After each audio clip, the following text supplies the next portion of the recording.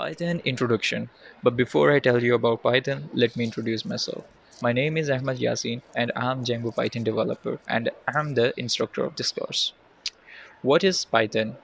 Well, Python is a popular programming language. It was created by George Van Rossum and released in 1991. It is used for web development, software development, mathematics, and system scripting. What can Python do?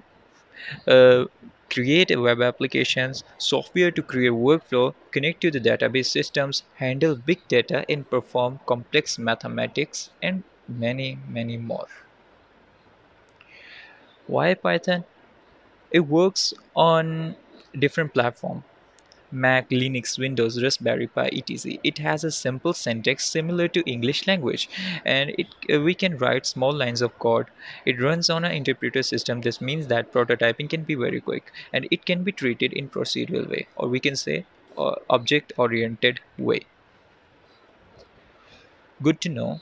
Before starting this course, we shall be using Python 3. We shall be using VS Code as an IDE, and we will cover the fundamentals of Python, and small assignments will be assigned to you at the end of each topic.